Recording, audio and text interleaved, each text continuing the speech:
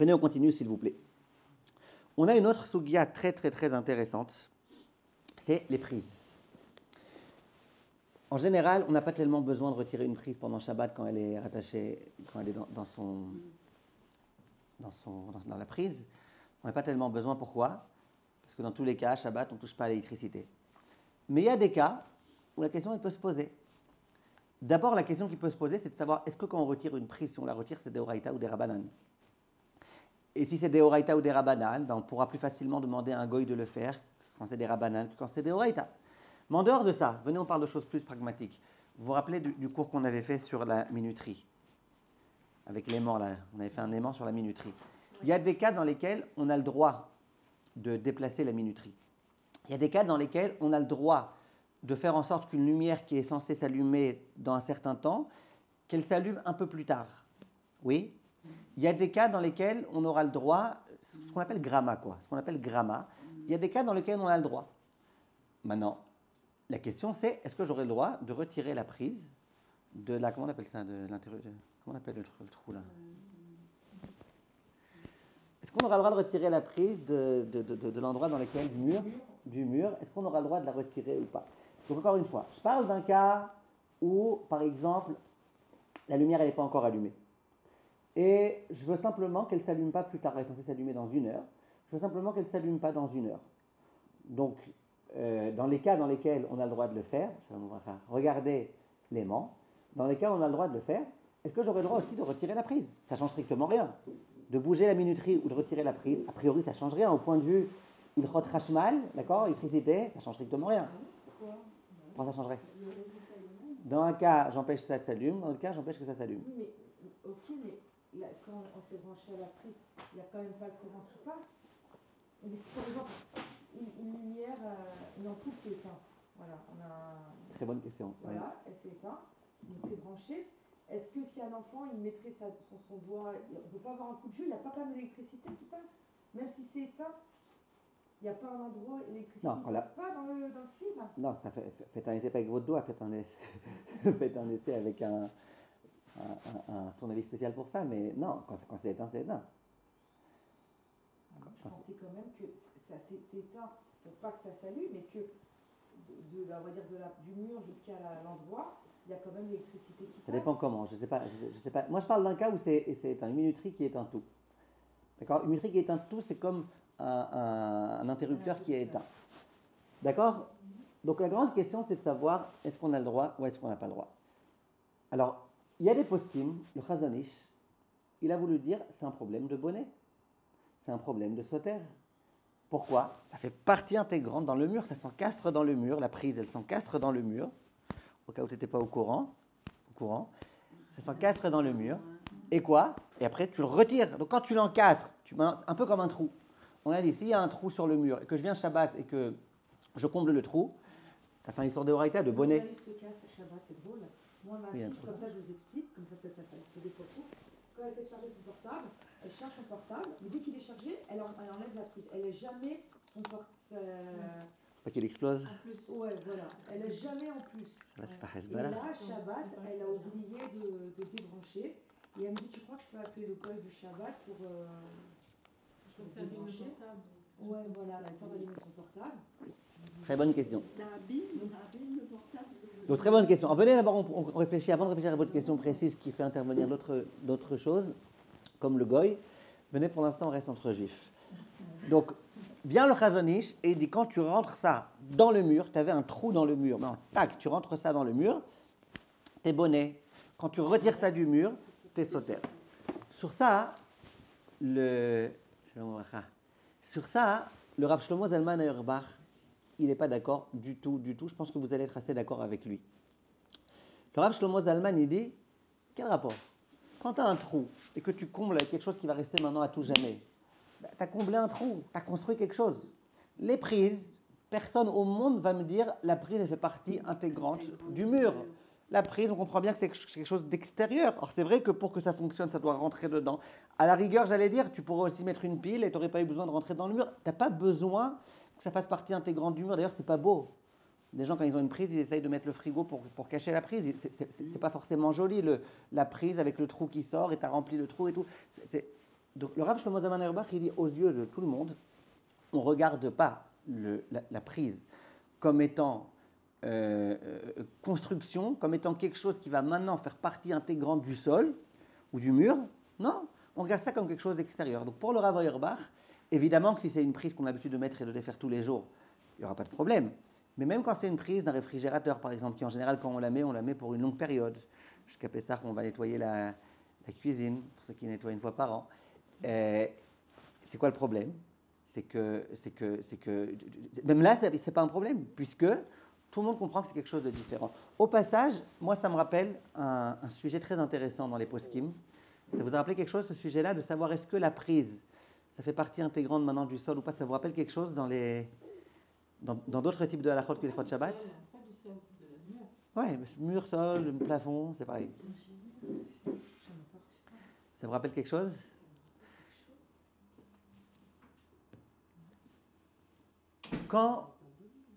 Ouais.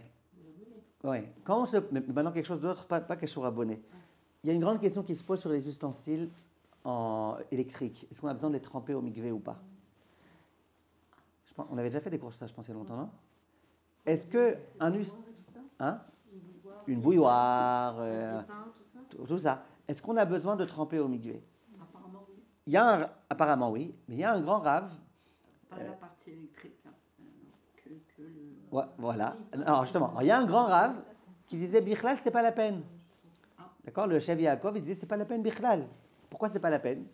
Il disait parce que, étant donné que c'est mechoubar au mur, et ben maintenant ça fait partie intégrante du mur. Est-ce que quelque chose qui est castré au mur, on a besoin, encastré dans un mur, est-ce qu'on a besoin de le tremper? Une table par exemple, une table sur laquelle on mange, qui fait partie maintenant intégrante, on a Bichlal, les tables en général on ne les trempe pas parce que, pour plusieurs raisons, mais en tout cas quelque chose qui fait partie du mur maintenant, qui fait partie du sol.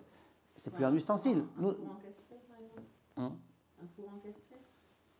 C'est sûr qu'on ne va pas le tremper. Non, mais voilà. Une bouilloire avec le fil, on trempe la bouilloire très bien. le fil. Très bien. Alors le Rav, il a voulu dire, rappelez-vous qu'à l'époque, les bouilloires et le fil, tout était une seule entité. Il n'y avait pas la bouilloire qui se détachait et le fil. Il y a un grand Rav de l'époque qui disait, étant donné que c'est mechoubar au chashmal, c'est comme si toute la bouilloire était collée au mur. Collée au mur, ça ne s'appelle plus un ustensile. Un peu comme dans les chrottes bonnet. Il y a Kelly, tout ce qui est collé au mur, une armoire que tu as encastrée dans un mur, ou que tu as même collé avec des clous ou des vis dans un mur. On avait appelé ça dans les chrottes bonnet, dans plein de halachot. On n'appelle plus ça un Kelly. On appelle ça karka, on appelle ça le sol, le mur, le plafond, le sol. Donc là, il y en a qui avaient voulu dire c'est pareil. Ton ustensile, dès lors qu'il y a un fil électrique qui est mechaber auto au mur, tu regardes ça comme si tout l'ustensile, il avait été cloué au mur. Sur ça, plein lui disaient quel rapport. Le fait que c'est collé au mur, ça fait que tu as besoin du chashmal qui est dans le mur, ça ne transforme pas tout l'ustensile comme collé au mur. La preuve, tu le déplaces. Bref, voilà, c'est juste pour vous dire que ça me rappelle un peu tout ça. Maintenant, donc si on résume, de remettre une prise électrique ou de défaire une prise électrique, le Chazon Ish, il voulait dire que c'est un problème de bonnet pour la mettre et de sauter quand on l'a défait. Le Rav Shlomo Zalman Auerbach et la plupart des autres poskim, ils disent non, c'est ni bonnet ni sauter. Deuxième problème qu'on pourrait avoir avec la prise électrique, quand c'est éteint, très bien. Deuxième problème qu'on pourrait avoir avec la prise électrique, le Chazon Ish, il disait, et beaucoup de poskim ont été quand même d'accord avec lui, que dans l'électricité, c'est quoi le grand problème de l'électricité, d'allumer un circuit électrique? C'est bonnet et sauter. Que tu construis un circuit électrique, au moment où tu appuies sur l'interrupteur, ça allie deux fils, et donc il y a l'électricité qui va passer, une connexion. Et quand tu retires, tu détruis le circuit électrique, tu l'ouvres, tu le détruis. Le Chazon Ish, il dit tout le problème d'électricité, on peut le résumer en bonnet et sauter. Maintenant, pourquoi on ne dirait pas que quand on rentre la prise, bien que le courant est éteint, mais maintenant tu mets un truc dans un endroit où plus tard il va y avoir un circuit, dit le Rav Auerbach au nom du Chazon Ish lui-même, que tout le problème de bonnet et sauter, c'est quand l'électricité elle passe. Quand c'est éteint, il n'y a pas de problème de bonnet et sauter. Comme ça, il dit le Rav Shlomo Zalman Auerbach au nom du Rav Auerbach. Hein? Le fait que les trois branches, elles comblent un trou, ça ne s'appelle pas bonnet, ça? Alors le Chazon Ish, il dit oui. Le Chazon Ish, il dit oui. Mais la plupart des autres poskim lui disent non. Quel rapport? C'est quelque chose de complètement distinct. Tu as comblé un trou, mais c'est quelque chose de distinct, c'est pas quelque chose qui fait partie du sol. Tu as comblé un trou. Oui, mais il n'y a pas de deuxième élément, la connexion. On rentrerait dans le. C'est encore autre chose, c'est ça ce que je peux regarder quand c'est éteint. J'allais dire quelqu'un qui voit un trou dans un mur, il met son doigt dedans, il a comblé un trou, mais bon, il a rien fait, c'est pas bonnet. Ça, c'est... Maintenant, le problème autre qui va se poser, et peut-être le plus important, c'est le problème de mouxé. Est-ce qu'on ne va pas dire par hasard que la prise, elle est mouxé? Et si elle est mouxé, quel type de mouxé elle est? Alors venez, on fait de l'ordre dans ces idées-là, rapidement, Bezrat Hashem. La prise, d'accord, on pourrait dire peut-être qu'elle est cliché melarto leissour, puisqu'elle est faite pour être mise dans l'électricité. Donc on peut dire peut-être c'est cliché melarto leissour. Si on dit que c'est cliché melarto leissour, alors venez, on réfléchit. Si on dit que c'est cliché melarto leissour, maintenant, le frigo par exemple, il est débranché. Comment il s'appelle? La minuterie, il y a une minuterie où il y a une afsakat hashmal qui fait que de toute façon maintenant il n'y a pas encore de hashmal. J'aimerais maintenant remettre le hashmal. Remettre le hashmal à un moment où je suis sûr que de toute façon il n'y a pas de hashmal. C'est que gramma, dans un cas où on m'autorisera gramma, je ne rentre pas dans ça maintenant. Ok? Donc quand je me sers de cette prise, c'est les tzorer goufo. D'accord? Donc cliché melarto les issour tzorer goufo, c'est permis. Donc, de remettre une prise de frigo, une prise de ventilateur alors qu'il n'est pas encore allumé, et il va s'allumer dans 2 heures, et c'est dans un cas où on a le droit de machin. Toutes ces choses-là, de remettre, disent des poskim, ça s'appelle les tzorer goufo. De défaire, la prise elle est déjà là. La lumière, elle va s'allumer dans 2 heures. Moi, je n'arriverai pas à dormir s'il y a la lumière. Pour l'instant, c'est éteint. J'aimerais continuer la situation existante. De la même façon que dans une minuterie, on m'aurait autorisé de repousser un peu les plots. De la même façon, là, j'aimerais maintenant retirer la prise. Ça s'appelle tzorer goufo. C'est pas l'incarable, non? De rajouter et d'enlever, je vois pas pourquoi. Non, parce que bon, c'est un cas inverse. Moi, j'ai une lumière dont j'aimerais retirer la prise. Voilà. Donc c'est ça que je vous dis. J'ai un cas inverse, moi j'aimerais retirer la prise. Retirer la prise, ça s'appelle tzorer goufo? Non. Ah, j'ai pas besoin de la prise. J'ai pas besoin de la prise. Par contre, on avait dit à l'époque que d'après Rav Auerbach, on peut appeler ça tzorer mekomo. Pourquoi? Si je ne suis pas à l'aise dans la pièce parce qu'il y a de la lumière qui va être allumée, qui va me déranger, on avait dit ça à propos du ventilateur, si vous vous souvenez. Le Rav Auerbach, il disait un ventilateur qui est sur moi, de la même façon que si j'ai quelque chose qui m'embête ici, j'ai le droit de le retirer parce que moi j'ai besoin de cette place. De la même façon, si j'ai de la lumière qui va s'allumer ici, j'ai un ventilateur qui me souffle dessus. Dans tous ces cas-là, j'aurai le droit. Dans tous les cas, sinon, on peut faire avec Keleh Achariad. Maintenant, dernier point important.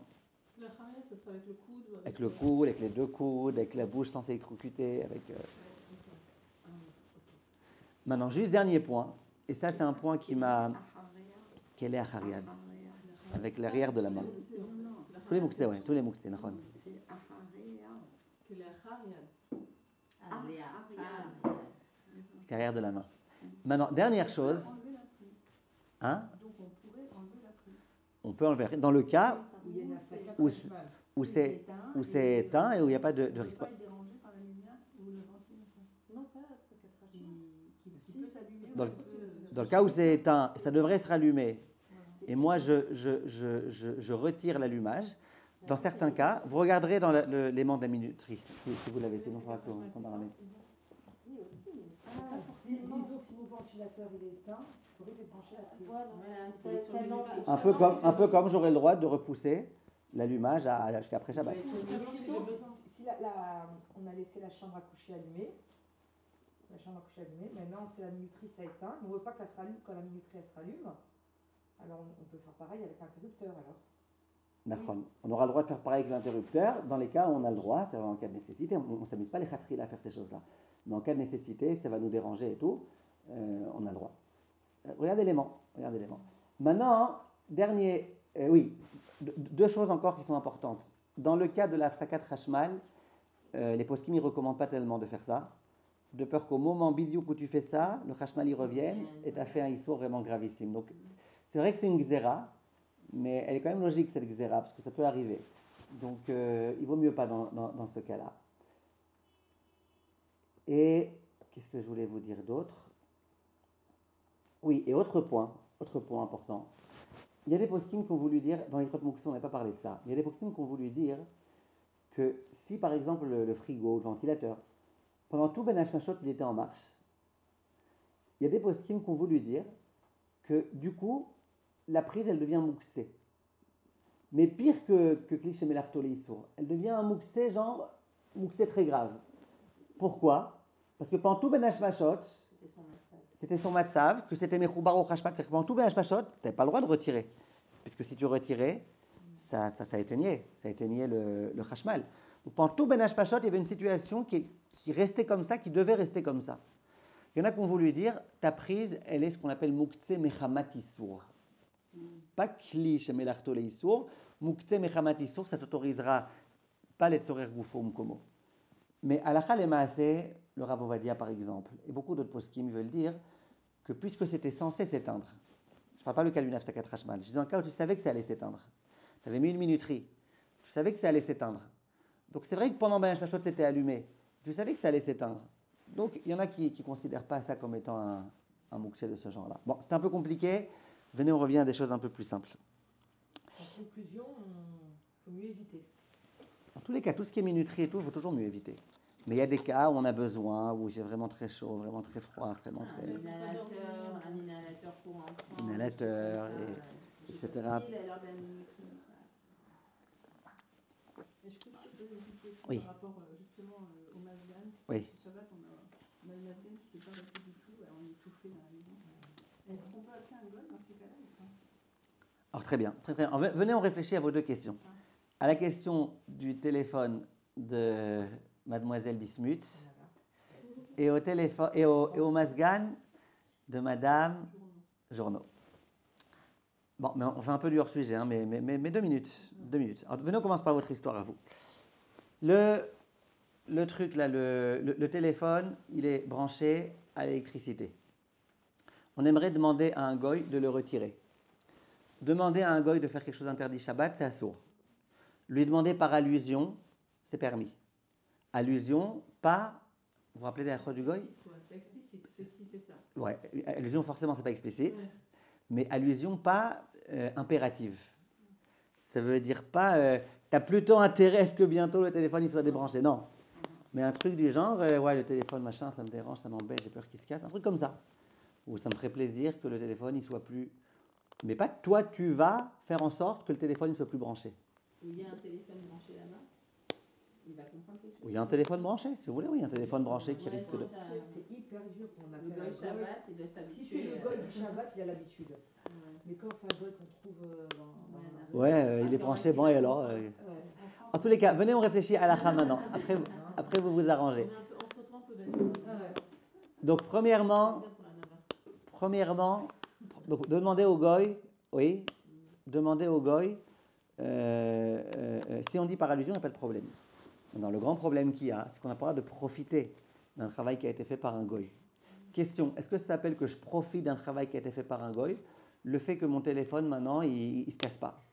Ça ne veut pas que j'ai profité. C'est pas un profit. Tu n'as pas un profit, tu ne vas pas profiter activement de quelque chose que le goy... Si, par exemple, la lumière a été éteinte, tu ne pouvais pas lire. Le goy t'allume la lumière. Là, tu as profité de ce que le goy il a fait et tu n'auras pas le droit, même si tu lui as demandé par allusion. Hein? Pas profiter. Sauf des cas précis. Sauf des cas précis. Par exemple, cette semaine, il y a quelqu'un qui est venu me voir.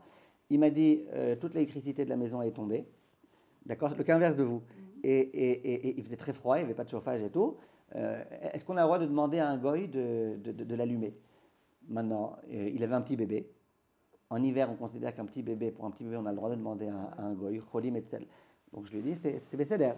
Mais par exemple, hein, là, ils ont le droit d'en profiter.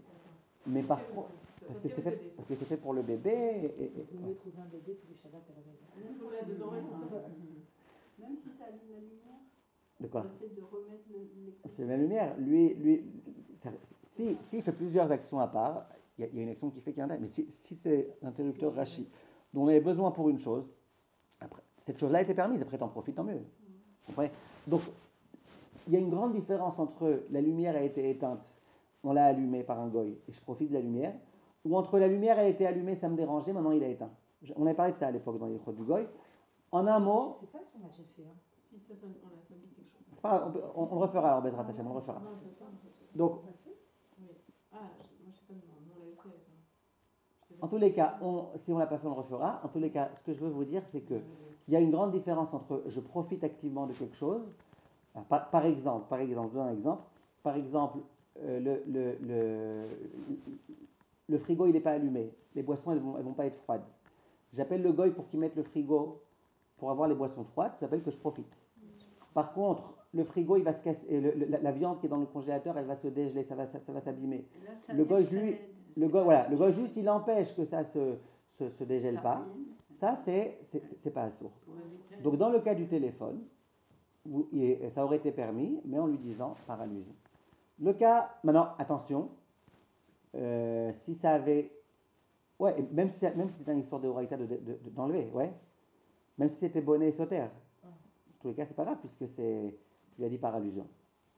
Donc on pourrait enlever un téléphone annexe la prise du téléphone. Mais Mais c'est vous pas avez pas dit prouvé. qu'il y a une différence qu'on ne doit pas demander à un goy quand c'est un ISO de Horaïta. Non, quand c'est une histoire de horaïta, on n'a pas le droit de demander quand on le demande de façon explicite. Ah, donc si c'est pas un ISO de Horaïta, c'est des rabalètes, on pourrait demander de façon. Non, j'ai pas dit ça. J'ai pas dit ça. J'ai pas dit ça. J'ai dit, non, j'ai pas dit ça. J'ai dit que là, ce soit électrique ou pas, ça change rien, parce que vous lui demandez pas par allusion. Parce que vous lui demandez par allusion. Maintenant, s'il ne comprend pas, vous lui demandez explicitement. Alors là, c'est là que c'est intéressant, ça devient un double des rabanan. De demander à un goy de faire quelque chose qui est interdit des rabanan, c'est un double des rabanan. Et un double des rabanan, bimkom efsed, en cas de grande perte d'argent, on autorise. Donc si vraiment le téléphone il va se casser, c'est une grande perte d'argent et tout, on aurait le droit même explicitement de lui demander, puisque c'est un double des rabanan. C'est quoi le problème ici quand il va retirer?